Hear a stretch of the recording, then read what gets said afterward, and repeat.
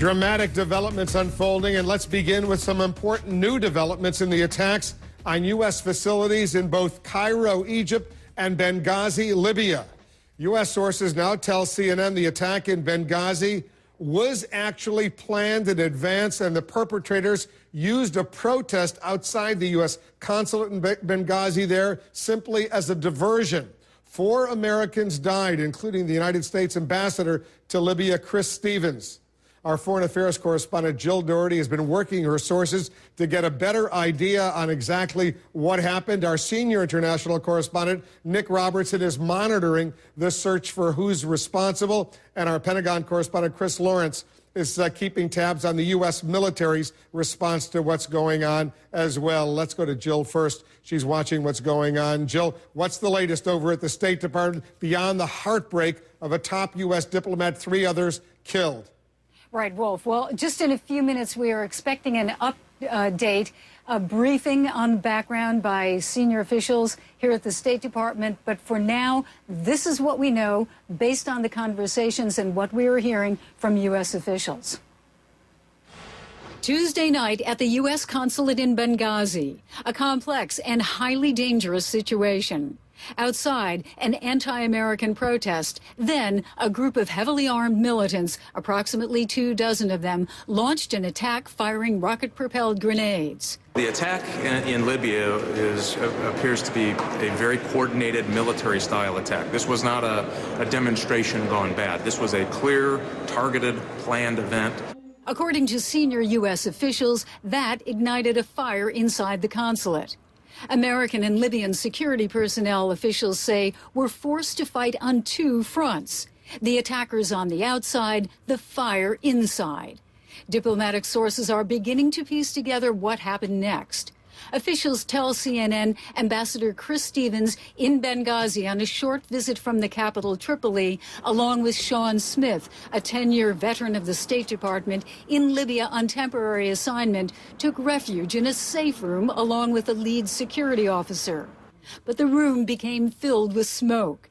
The officer left the room, they say. When he returned, Smith was dead. Ambassador Stevens was missing. One official says Stevens and possibly others were trying to escape to the roof. The ambassador, he tells CNN, ultimately succumbed to smoke inhalation. In the chaos, consulate staff attempted to enter the building to try to find and save the men.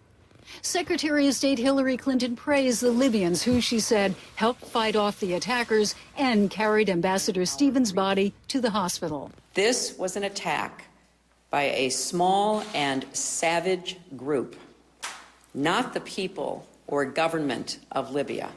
At this point, State Department officials believe the attack was planned in advance, but do not believe Ambassador Stevens was directly targeted. Nicholas Burns, a former top State Department official, tells CNN U.S. diplomats are facing an incendiary situation in the Middle East. The cruel irony here is that the United States is well regarded in Libya, and there's a moderate government in place, and this is clearly the actions of an isolated and very small but very vicious terrorist group. And so we've got to protect ourselves from those groups, and we've got to go after them. And Wolf, as I said, we're expecting momentarily a briefing background here at the State Department. There are a lot of details. Everyone that we talked to says that it was a very, very complex, almost chaotic situation, fighting on the outside, fire on the inside. And so we expect to have more details as we go along. And so far, we've only been told the names of Chris Stevens and Sean Smith. The other 2 Americans, they have not released their names yet. Is that right? Yeah, as far as we know, Wolf, that is correct. They were security officials. Not U.S. Marines, though?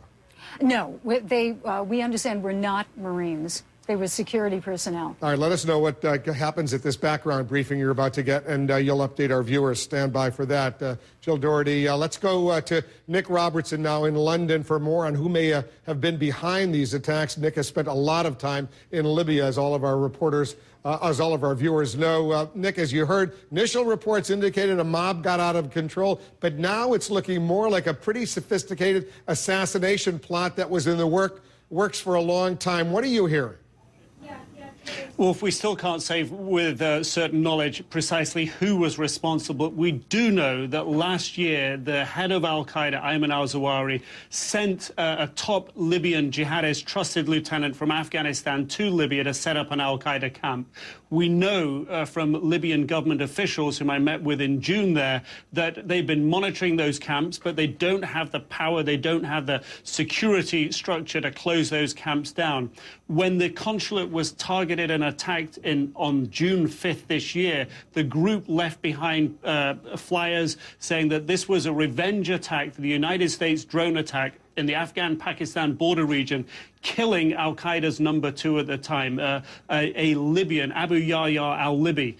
Al-Qaeda never confirmed that killing until yesterday when Ayman al-Zawahiri, al-Qaeda's leader, issued a video statement saying that Abu Yahya al-Libi was dead and calling on Libyans to attack and kill Americans. So there is a correlation here that al-Qaeda perhaps has definitely established camps and perhaps has had a role in this particular attack. It's not possible to say that, but we do know that they are operating in that part of Libya, Wolf. And yesterday when I spoke to Mike Rogers, the chairman of the House Intelligence Committee, he told me he has been briefed that there is an al-Qaeda presence not only in Libya but in Tunisia as well. How significant, unclear right now, but it sounds like that al-Qaeda operation in Libya is very, very real indeed. All of this suggests to me, Nick, that the attack yesterday on the U.S. ambassador and other Americans on the 11th anniversary of 9/11 was not necessarily simply a coincidence. What are you hearing about that? It definitely doesn't seem to be a coincidence, Wolf. I mean, the indications point to the fact that this group has been prepared. The concern has been, we've been reporting this since the beginning of the year, even naming some of the al-Qaeda members. One of them a former Gitmo detainee who are inside these camps. Those names are confirmed to us by Libyan as well as other officials. They have space to operate inside Libya because the Libyans can't close them down. Libyan officials say that U.S. drones have been monitoring those camps at least since June this year. But the problem that faces the Libyan authorities, they say, is that they can only sort of been able to monitor the activity of these groups, and these groups have grown stronger, not just in the east of the country, but spreading throughout the region. And that's been al-Qaeda's strategy, to try to take advantage of this Arab Spring where there isn't strong security, put down roots. And the analysts have been telling us that the attacks they feared were going to be al-Qaeda not attacking Libyans inside Libya, but attacking Western interests, not just inside Libya, but using Libya, because it's close to Europe, as a base to attack Western interests inside Europe, Wolf. Explains why the U.S. now reducing dramatically its diplomatic presence, both in Benghazi as well as in the capital of Tripoli. Nick Robertson, thanks very much. Our Pentagon correspondent Chris Lawrence is joining us now. He's got the latest on how the U.S. military is responding to this unfortunate situation in Libya and the potential for a whole lot more trouble. What are you learning, Chris?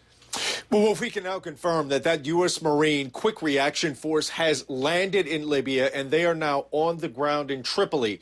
Also, the Pentagon has notified some American troops around the world that in the coming days, they may be moved also to American embassies in different parts of the world to try to beef up security for the American diplomats working abroad.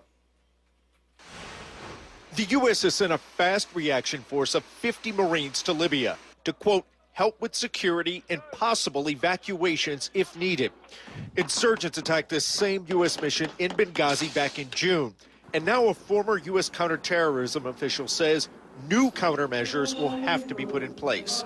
The location where the diplomatic facility was not your normal embassy with heightened security. Fred Burton is a former special agent with that same diplomatic security service. He says the Marines will work with agents to coordinate a security plan for Americans still in Libya, especially around Benghazi. The agents with the diplomatic security service do not work in a vacuum. They would be working in tandem with the host government to to make sure that the route of travel for the U.S. ambassador is secure. Other former U.S. officials say Marines are normally posted in a capital like Tripoli with the main U.S. diplomatic mission. There aren't that many Marines in the world that could cover every single post. And in the end, again, Benghazi was the part of the country where the rebels were most supportive of American involvement in Libya. A senior defense official confirms the U.S. has been flying surveillance drone missions over Libya for some time, and that Libyan officials were aware of the flights. Now, he says, that mission will be more focused on finding the specific insurgent cell responsible. The information will be passed on to Libyan officials who would presumably go after them on the ground. But Libya's leaders don't completely control the east. The government has the possibility to count on some of the militias or on some of its forces to attack a cell, but they do not have the strength to counteract a large group like the Salafi. Dr. Mesran says he expects that insurgent group to launch attacks on Libyan officials in an attempt to bring down the government. The killing of the U.S. ambassador is a huge event, but may not be the last one. So again, to bring you up to date, the U.S. Marines Quick Reaction Force is on the ground there in Tripoli, and the Pentagon is in deep discussions with the State Department and the White House, trying to determine what other assets may be needed. Ships, planes, even some U.S. troops that are stationed overseas have been notified that they could be moved to U.S. embassies to try to meet the president's goal of trying to bolster security around the world. Yeah, but those drones are really intriguing to me, Chris. I assume to you and a lot of folks at the Pentagon. As you know, President Obama has authorized targeted killings by drones in Pakistan, certainly in Afghanistan, in Yemen. The question is, will similar drone attacks against al-Qaeda or other terrorist elements in Libya be undertaken now, especially since the president has declared publicly justice will be served against those who killed those 4 Americans? That is the big question, Wolf. Right now, what we have from the Pentagon is a continuation and a focusing of these surveillance drone flights. Those are very different than some of the attack drones that have been used, obviously, in parts of Pakistan and other parts of the world where the administration has gone after senior al-Qaeda figures. But that would be a change, going from strictly surveillance to an actual attack on an insurgent cell in Libya. I wouldn't be surprised, but we'll see what happens. Thanks very much for that. The president says justice will be served. The attack in Libya coincided with demonstrations against a crude anti-Muslim film produced right here in the United States. Our own Brian Todd tracked down one of the people who knows the filmmaker.